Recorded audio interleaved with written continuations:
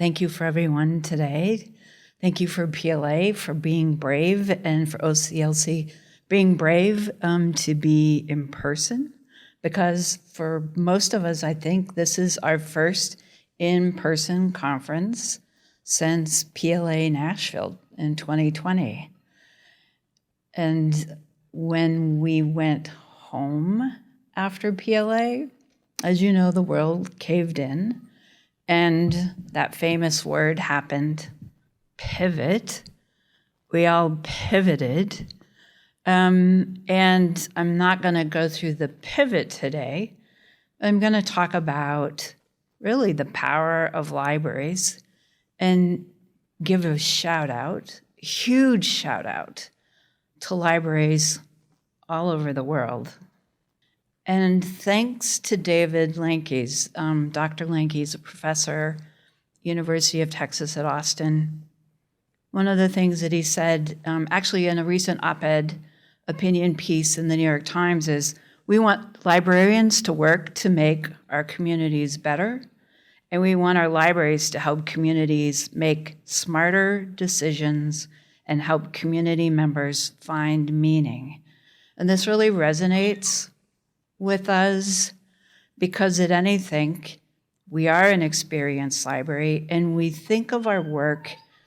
Of course, we run wonderful libraries that have beautiful product, but we feel like our work is really all about helping our communities feel healthy, happy, safe, helping our communities and people in our communities lead prosperous lives, helping our communities, like David Lanke says, have make really good decisions. We're partners for life in our communities and people who live in our communities.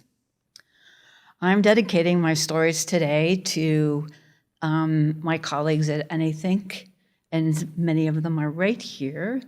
Bravo, because my stories are really all about some of the work that we've done over the past year and a half, and how the partnerships and our engagement with our community has really paved the way for us to do this work.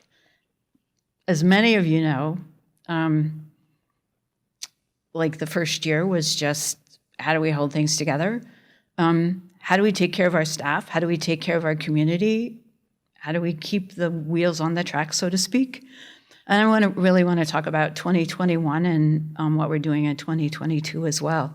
This is just an idea of some of the work that we started planning for 2021. And one of the things that we really feel that is critical is that the library has a role in portraying and inspiring our community. And we felt like we needed to help people find their balance. And so this is our Ready campaign that we're still deploying this year.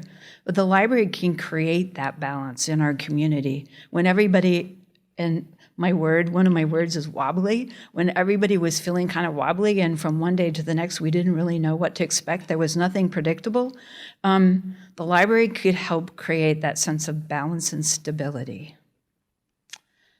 And inspiration.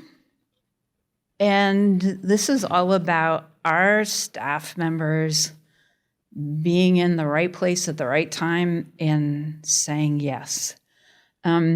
So last year, we started Check Out a Bike program, but it actually began before COVID happened.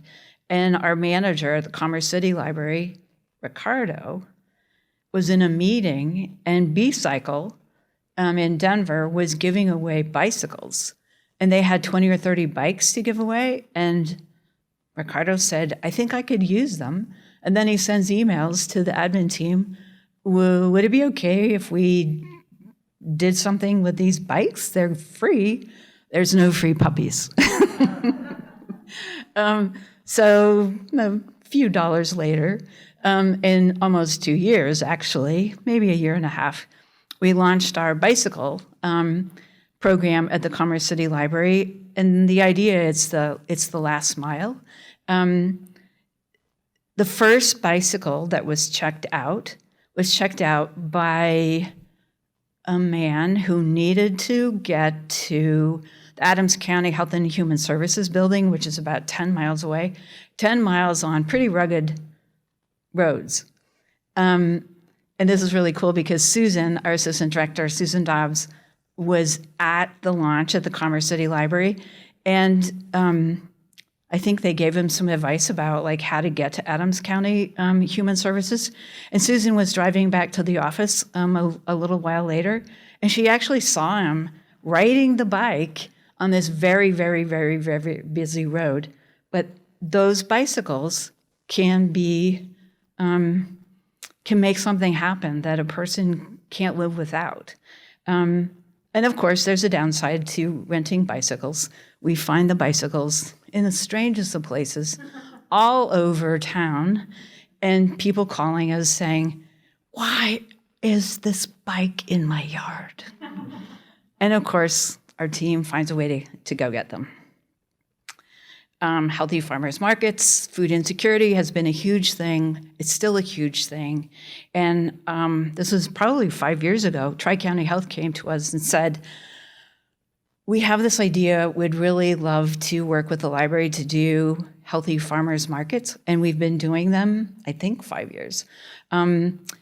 Every year it grows, every year it changes. And during the past couple of years, the ability to be able to provide food boxes, and many of them are delivered or are available to community members who wouldn't have food if they didn't have like the voucher for those food boxes. But being able to do that is, it's a blessing to us. And we're doing it again this year. And again, there's a lot of behind the scenes stuff that makes it harder than you can imagine. But we work with Tri-County Health, we work with American Heart Association, and we're doing our part in partnership with our community to help people have healthy food and to be able to make connections to keep healthy as well. If you were in the program this morning, Finding Joy, or Supporting Joy with Stacy Layden and Michael Stevens, they talked about the nests. At the beginning of 2021, we made the decision that one of our roles, and we always think about what's our slice of the pie, what's our scope. One of our roles is to provide inspiration and joy and to help heal our community. And so we worked with Jason Fan, who is an artist who lives in Monterey, and he builds these spirit nests. His concept is the idea that connects to Black Elk Speaks, and the nest is a circle, and the nest is a place where people go to, or birds/people, go to nourish and nurture themselves. And this particular nest is built out of eucalyptus, reclaimed eucalyptus. The minute it arrived at our library, the Wright Farms Library, we all gravitated toward it. Every day this summer, last summer, I would go out and I would just touch the wood and I would walk inside to be able to kind of just recenter and balance. And that's what people did. At one of our libraries, we've commissioned 6 of them. We have 4 of them right now. At one of our libraries, and Molly is here with the Bennett Library, the community actually built a nest out of cottonwood. And that nest, at the board meeting that we had, in-person board meeting in August, we actually sat inside the nest because the nest is so big and beautiful and unique. And it's that place that you just feel secure and you feel connected, I think, when you're part of the nest. And we had people throughout the community traveling around to our libraries, visiting all the nests, helping to build the nest. We had homeschool families using this as a project to help teach their kids about community building, health, Native Americans. So we believe that one of our roles is to keep our team healthy, to keep everyone balanced, to help us all heal, and to bring people back into a gathering space that is healthy and nurturing and safe. And of course, our subscription boxes, the Anythink boxes. When the team first invented this idea, I was like, what is this? What's this about? And then they launched it, and within about 2 hours, we already had overbooked our 200 Anythink subscription boxes. So immediately we had to kind of recalibrate and figure out a way to do this in a more efficient way and to buy a bunch of books really fast and raise money to be able to do this. This is our number one, I think, fundraising opportunity for our foundation. Is people love the idea of children being able to get a subscription box once a month, and it doesn't cost anything. It's like, that's what we do, is we provide wonderful materials and stories and books for children, and especially during the time that it was really hard for people to actually come to the library. Kids weren't getting books at school, etc. We have something at our library that we invented a couple of years ago called the Magic Wand Grant, which the idea is that the staff can, if they have an idea for a project, but they're not quite sure how to deploy it, they can write a Magic Wand Grant. So I'm a children's librarian, and I believe in magic wands, even though it's not really maybe practical, but I still believe in them. And this project actually came from a staff member who wrote a Magic Wand Grant to be able to, because she has a family member who is colorblind.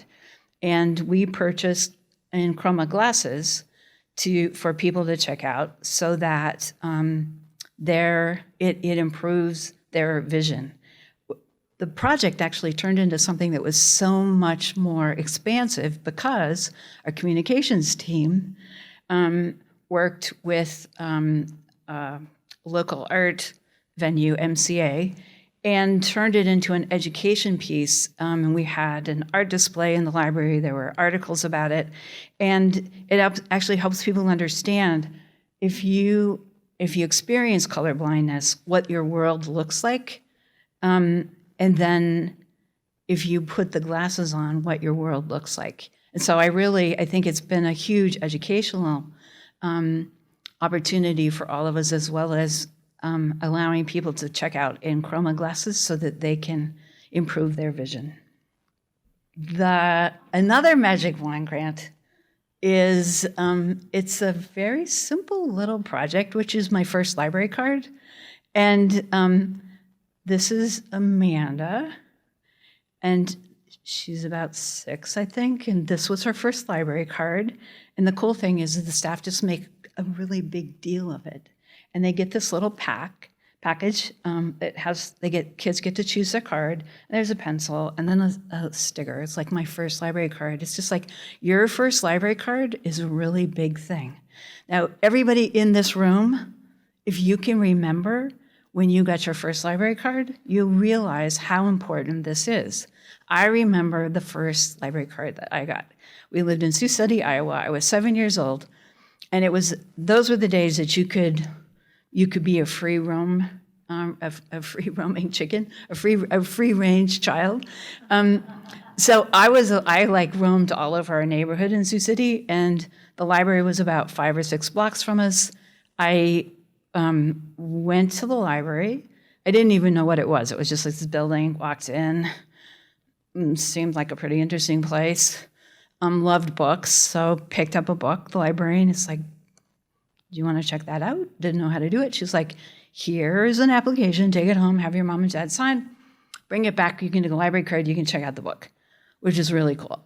So I was running back home, and I went through the park, and that day, I discovered a kaleidoscope that somebody had left behind in the park. I picked up the kaleidoscope, and I looked at it, and was like, this is the most magic thing in the world that I had ever seen. Run back home, get my mom and dad to sign for the card, showed them the kaleidoscope. And then my mom and dad said I had to take it back, which was a really painful thing. But to this day, I love kaleidoscopes. Had to take the kaleidoscope back to the park, went to the library, got my first card, and the rest is history. I never, ever, ever, ever can be without a library card, even if I had to give the kaleidoscope back. Now, this year, we have invented, our collection development team is extremely creative. And in an effort to supply additional items to check out, we check out things like snowshoes, kites, ukuleles, violins. And it's like that whole like list of things that we're circulating to people just keeps growing and growing and growing because we're supporting people being outside, doing things that are joyful. And, you know, a lot of people can't afford to buy a violin or a ukulele or snowshoes, but this is a really great way to kind of test it out. This project, Sincerely, Stories of Adams County, actually is a story of something that had really great intentions, and I think the library deployed it in a great way, and it never really got its legs. But I think it's important to understand that you sometimes try things and they don't work exactly the way you wanted them to. Adams County actually connected with us, and our members of our team were part of a committee to document stories from COVID. And so we developed a project. When I say we, I say that word loosely. When I say we, what I mean is there's always a team of people. When somebody says yes, that they're behind the scenes doing a huge amount of work. And this is our innovations department doing a huge amount of work implementing this whole documentation project that unfortunately didn't fly the way we wanted it to. It had good intentions. And here we've got this great idea that's just waiting for the next thing that we're going to use this work to deploy, because that idea of people communicating with themselves and with each other is so important. We have had a partnership with the Boulder Museum of Contemporary Art for 5 or 6 years. And last year, this particular partnership expanded in a way that was just unbelievable. And it turned into the Fall Artist Showcase, which we brought in 3 amazing artists to do interactive projects, art projects throughout our system. I'm going to talk about one of them, which we've actually brought here, our Wishes of Hope project, which if you haven't visited or if you haven't created a wish for the universe, please visit it. It's in the Ginkleberry corridor, and you can't miss it. And I have a clip, just a small video clip of the artist, Alejandra Abad, who's actually here with us, and she'll tell you about the project.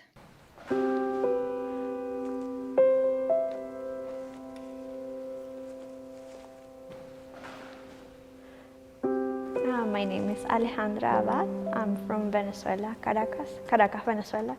And I migrated to Florida when I was young and came here to get my MFA. And I got my MFA and here I am. I will be bringing our project, Our Wishes, to Anythink Libraries this September as part of the BMOCA at Anythink Fall Artist Showcase.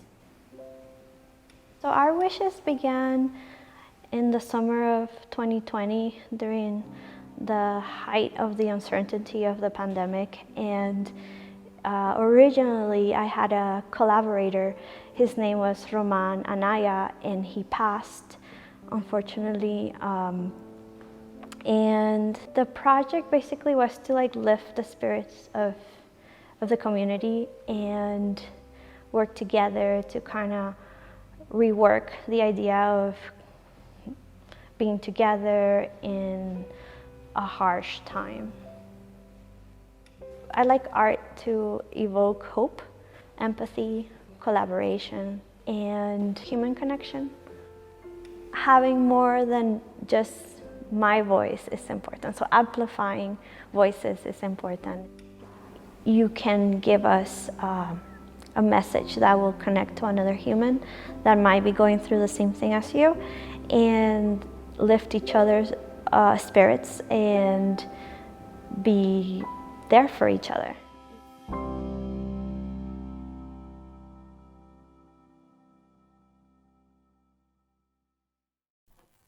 I keep hearing that music in my head as I'm falling asleep at night, and I just am thinking about Alejandra and all the love that she has brought, all of the inspiration that she's bringing to all of us, and the audacity of someone's,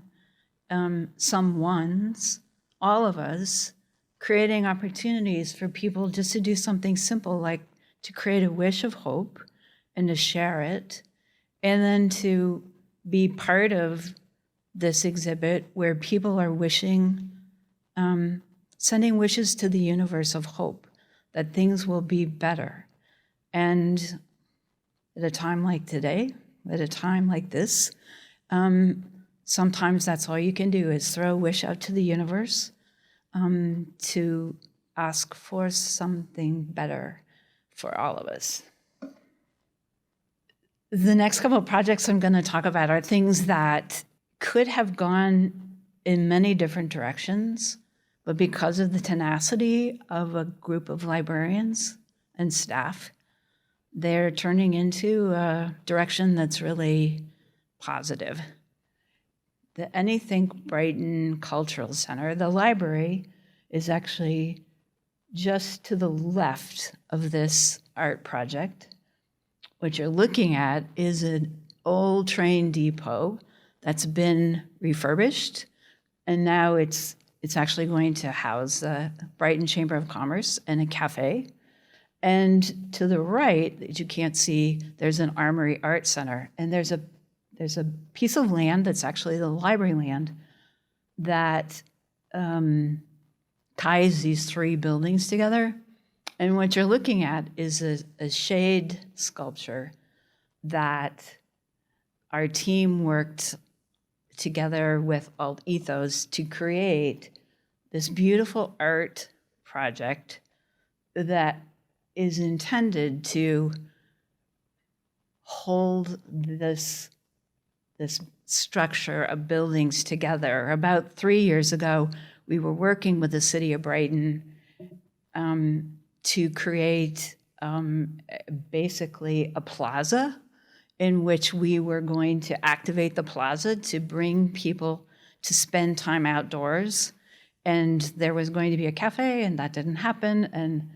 And we want people to be outdoors and to use that space. And when COVID happened, of course, everything kind of fell apart. But thank goodness, our team kind of serendipitously created this art project that's just been installed. And we're going to put some beautiful outdoor furniture. And when the cafe opens, people will be able to come over and have a lemonade or a coffee and sit outside and read a book. And I can see us having concerts out there. And that space is going to become a magical space. And it's because of the hard work, the tenacity, the patience of our team. My summer.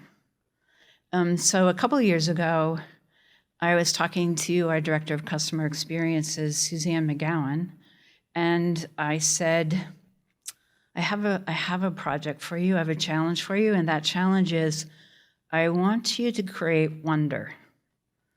And of course, Suzanne went home to her husband and said, do you know what my boss said to me today? Like, create wonder? How am I going to do that? How am I going to measure that? How am I going to know I'm successful? And you can see that the Nest project from last year, that was part of my summer. That was creating wonder and inspiration. And this year, it's the Wishes project, which is wishes for ourselves, wishes for each other, wishes for the future. And this is just the beginning of the idea of my summer project for this year. And I just can hardly wait because, again, this is kind of an extension of the wishes for ourselves, thinking about our future, creating our future, having that sense of optimism moving forward. Thornton Community Center. This is another, it's like all the people that you've worked with for so long, you never know what's going to happen. And this particular project, the Thornton Community Center, so we actually have a library that's on a school campus, Mapleton School Campus, and we will have been there for 10 years. And I think that the library is working well for the school campus, but the community has not felt comfortable actually coming on the campus for reasons that aren't really about the library, but they don't feel comfortable. We've given it our best shot, but that community is a very well-deserving community that needs the library as much or more than anyone else in our community. And last summer, we were having a meeting with the City of Thornton officials, and the Assistant City Manager, Rob Kolstad, said, Pam, I have an idea I want to run by you. And he said, we've been working on renovating the Thornton Community Center. We allocated $8 million, and what we discovered is that all we were going to get is an elevator. And so we're restructuring that project, and it's going to be, we're going to scrape it, and we're going to build a new center on top. We're putting in $20 million, and I've just been thinking, I think that the library, there's synergy between the library and the rec center, and then there's flex space in the middle that could be shared space. It could be an opportunity that makes the whole center gel, so to speak. What do you think about that idea? And I said to Rob, well, I like the geography because the geography of the community center is exactly where we know we need to be, and we need to expand our services, and we need to be there for those families and those kids. That community center is that one safe space for those kids outside of the community center, and it's on a 23-acre park. There's a lot of drugs going on, there's a lot of gangs going on, and it's the safe space for those kids. And the library and the community center working together have an opportunity to do something brilliant to support that community. And so you've got mind, body, spirit. And I have to say, this is, whenever you enter into a partnership, you're never quite sure how it's going to work out. However, this partnership, we've had some growing pains, as is normal. And they were actually through schematic for the rec center, and then comes the library, and then we slow things down, and then we need more space, we need more square footage, and then we keep pushing our boundaries, and then it's coming together in a way that we're going to have there's this really beautiful space, and then there's a whole bunch of flex space in the middle that can be activated whether the library is open or closed, and a beautiful rec center for this community that so deserves it. And so this is just an example of having your heart in the right place, having your head in the right place, and having a partnership and a relationship with people who believe in the same philosophy. Stay tuned for how that project works out. And this takes me to a project that we've actually been working on for 6 years at Anythink, with the city of Thornton. I'll kind of go through the high-level details. One of the things, when we did our strategic plan, our community said, one of the things I love about Adams County is their open space and the outdoors, and they wanted more opportunities to spend time outdoors.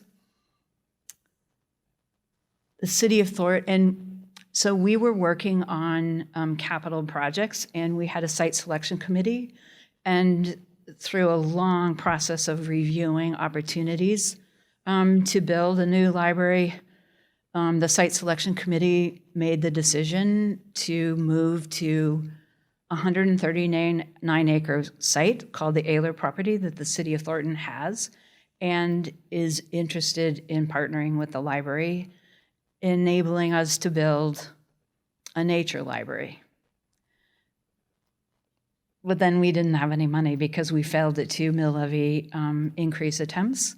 And in 2021, we had a committee of consultants and board members to examine our capacity to restructure our debt and examine our capital projects to see what projects we could do with a limited amount of funding. And once again, the Ayler project came to the top. The second project actually was to serve the original Thornton community.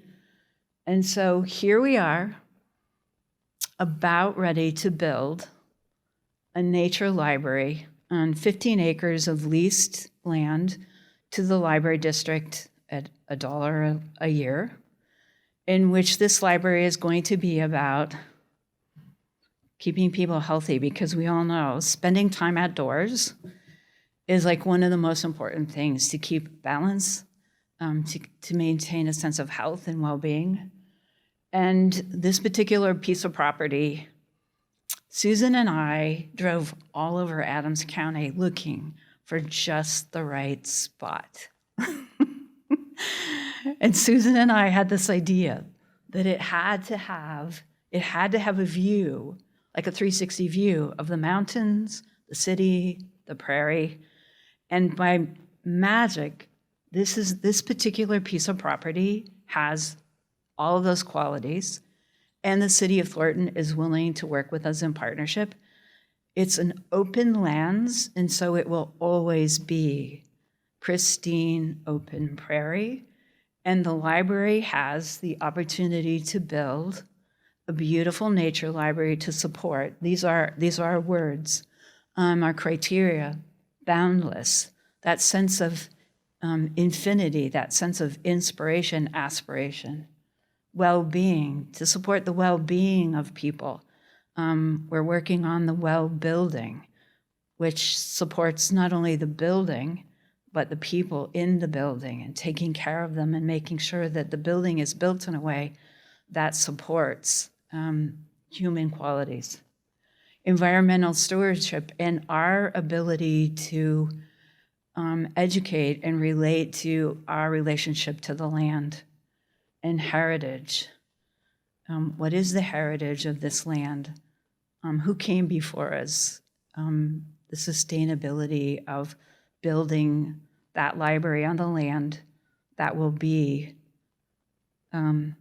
sacred and honor the people who've been before us. So our project, our owner's representative happens to be in the audience, and we're just like this close, this close from making this happen, because it's such an important idea for us to be able to support the health and well-being of our community. Now, this is a complete departure from buildings, but another thing we've been dabbling in, and the innovations department has been working on this diligently with a team of folks, is a meta-universe. And you might say, what in the world is a library doing working on a meta-universe? Well, if you think about it, the last couple of years we've been doing Zoom and hybrid, and it has been painful. And we're working with a company called Pathos to design a meta-universe that provides opportunities for us to create a hybrid experience that's even much, much, much better than Zoom. So some of the things that we do, like the Backyard Concert Series, you could be at the library experiencing the concert, or you could be part of the meta-universe and actually experience the concert in a way that feels otherworldly in a way, but it's much more than just a Zoom screen. We've got a children's area that's in a treehouse, and so we're at the beginning. And I'm not a gamer, so I don't really completely understand this, but but we have a prototype. And one of the things that's so amazing is that it is kind of like an out-of-body experience being in this meta-universe and participating and interacting. And so we're going to just take it back home to that idea of library as town square, except it's going to be in a meta-universe. And yes, it's going to be safe for kids, and we haven't worked out all the details, but you have to start somewhere.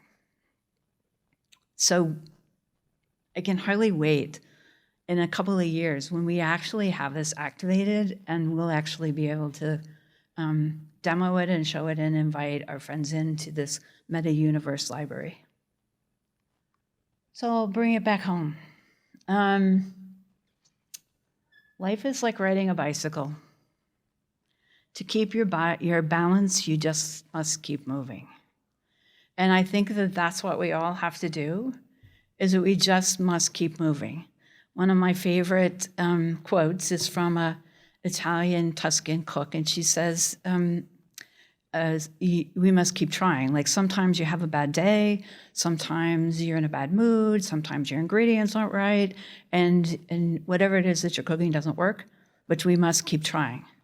And as hard as it is during this time, I feel like the library is one of these catalysts, these sparks that helps us keep moving, because we have to keep our balance. And so I just send you all a wish of hope and a wish to you to keep your balance, to keep moving, and to be with us as we keep pushing forward, because we must keep trying. So, thank you.